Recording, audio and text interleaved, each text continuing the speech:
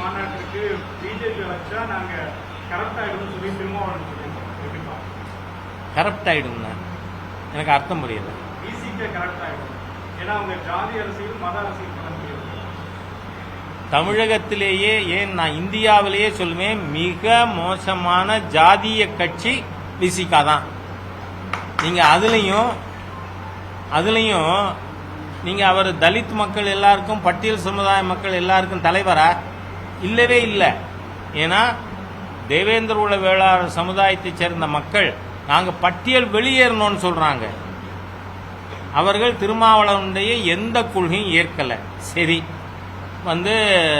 கருணாநிதி அவர்கள் முதலமைச்சராக இருந்த பொழுது அருந்ததியர் சமுதாயத்துக்கு உள் ஒதுக்கீடு 3% கொடுத்தார். அதை கடுமையாக எதிர்க்கிறவர் திருமாவளவன்.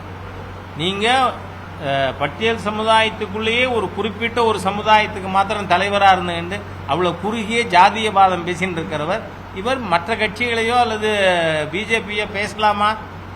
பிஜேபி நேஷனல் பார்ட்டிங்கிறது இன்னைக்கு இல்லை, 51 ஜனசங்கம் ஆரம்பித்த பொழுதே பாரதிய ஜனசங்கத்தில் எல்லா மத மக்களுக்கும் இடம் உண்டு அப்படின்னு எங்கள் விதிமுறையிலே இருக்கு. அதனால இப்படி ஒரு நேஷனல் பார்ட்டியை பற்றி ஒரு மோசமான ஜாதியவாதி பேசி இருக்கிறது எனக்கு ஆச்சரியமா இருக்கு.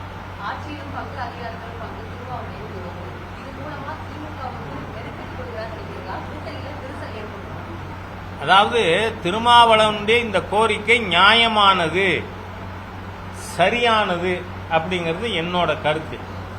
ஏன்னு சொன்னா நாங்க எப்பவுமே வெறுமனே பேசுறவர்கள் இல்லை, செயல்படுத்துபவர்கள்.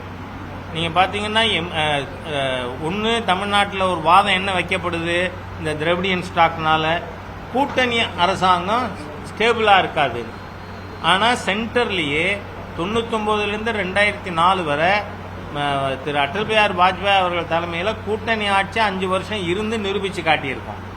அதே மாதிரி 2014 மற்றும் 19 எங்களுக்கு பெரும்பான்மை இருந்த காலகட்டத்திலும் நாங்கள் கூட்டணி இருந்த அனைத்து கட்சிகளோடும் அதிகாரத்தை பகிர்ந்து இருக்கிறோம். ஆகவே செஞ்சு காட்டியிருக்கோம்.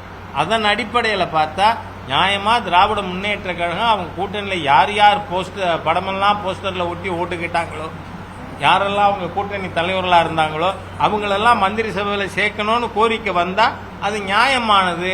நாங்க செஞ்சு காட்டியிருக்கிறதுனால அதை ஆதரிக்கிறேன்.